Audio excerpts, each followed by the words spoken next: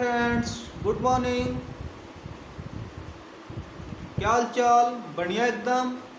I most welcome all of you in खूबसूरत सा channel अनुज biology. Friends, आज का जो वीडियो जो है वो किसी टॉपिक को लेके नहीं, बल्कि जो आपके रिजल्ट अनाउंस हो रहा है उसमें कुछ स्टूडेंट्स अपने मार्क्स से सेटिस्फाइड हो रहा है और कुछ स्टूडेंट्स अपने मार्क्स को लेके अपने आप को ही सेटिस्फाइड नहीं कर पा रहे हैं कि मैंने तो 45 का किया था और मेरे मार्क्स इतने कम क्यों आ गए। ऐसे बहुत सारे क्वेश्चंस आप सभी के माइंड्स में होगा। मे बी आप उसको एक्सप्रेस नहीं भी कर पा रहे होंगे, कोई बात नहीं। तो देखिए, आज का जो वीडियोज है वो स्पेशली उन बच्चों के लिए, उन फ्रेंड्स के लिए जो अपने मार्क्स से अपने आप को सेटिस्फाइड नहीं कर पा रहे हैं। देखिए, इस पैंडेमिक पीरियड में एग्ज़ाम कंडक्ट करवाना पॉसिबल नहीं था। इस कोविड-19 में एग्ज़ाम कंडक्ट करवाना पॉसिबल नहीं था।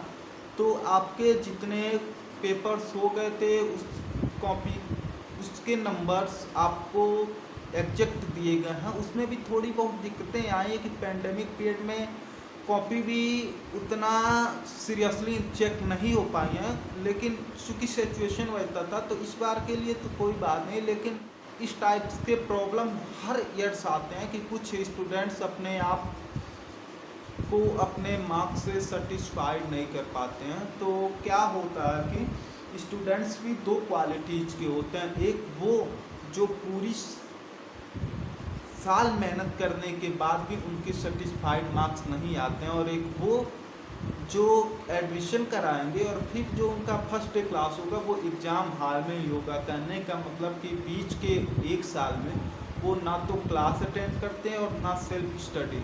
तो उनके लिए जितना मिनिमम मार्क्स आएगा वही उनके लिए बहुत है, क्योंकि जब उन्होंने पढ़ा ही नहीं है तो वो बहुत ज़्यादा है उनके लिए।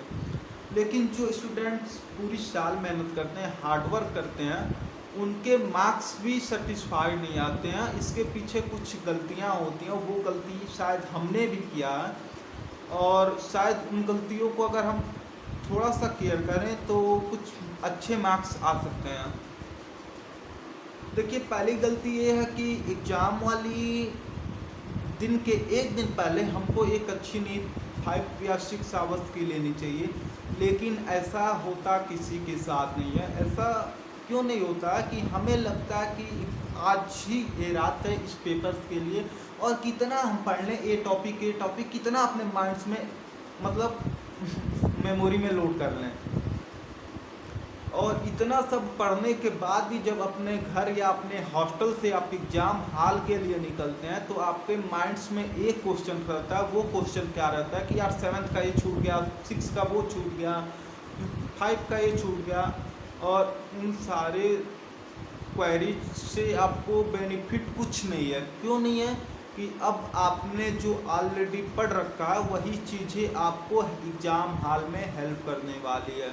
फिर जैसे ही आप अपने एक कॉलेज में पहुंचते हैं तो वहां आपके फ्रेंड्स आपस में डिस्कस कर रहे होते हैं और वहां पे कुछ ऐसी भी चीज़ें सुनने को मिलती हैं जो कि आपने नहीं पढ़ रखी है। तो फिर थोड़ा सा आपका मूड डिस्टर्ब होता है। फिर और आपके फ्रेंड इतने कॉन्फिडेंस लेवल में होते हैं कि यार ये नहीं पढ़ो, जल्दी पढ़ो, नहीं तो एग्ज़ाम हॉल्स में ये चीज़ें आ रही हैं। अरे भाई, आपने ये क्वेश्चन पेपर बनाया है क्या?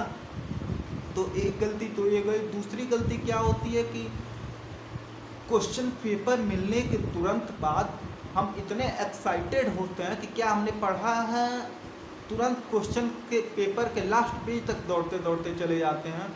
और इसमें गलती क्या हो जाती है कि आपको सब क्वेश्चन आ रहे हैं, बस सेक्शन बी का कोई क्वेश्चन नहीं आ रहा। अब आप क्वेश्चन नंबर 1 करें, 2 करें, लेकिन आपके दिमाग में वो 7B गूंज रहा है।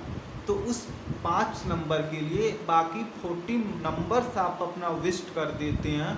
तो ये भी एक गलती होती है। तो मैं कहता हूँ कि आप क्वेश्चन नंबर 1 अगर कर रहे हैं तो केवल क्वेश्चन नंबर 1 के ही सारे क्वेश्चंस को देखिए, फिर 2 करिए। ऐसे तो आप लास्ट तक चले जाएंगे, इससे आपके वो 5 नंबर नहीं आएंगे, बाकी 40 तो सेफ रहेंगे ना।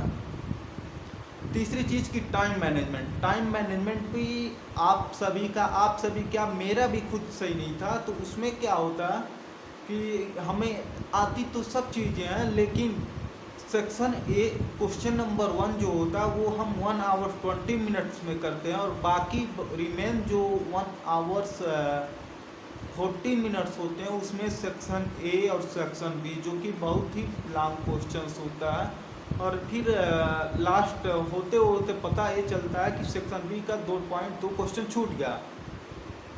तो आखिर आपने क्वेश्चन नंबर 1 में जो 1 आवर 20 मिनट दिए हैं, तो क्या आपको उस क्वेश्चन में 9 मार्क्स से एबव मिलेगा?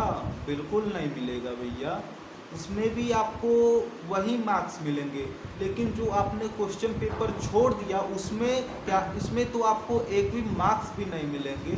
तो इन सब गलतियों को आप नेक्स्ट ईयर थोड़ा सा केयरफुल रहिए। आई होप नेक्स्ट ईयर आपके अच्छे मार्क्स आए। Thank you.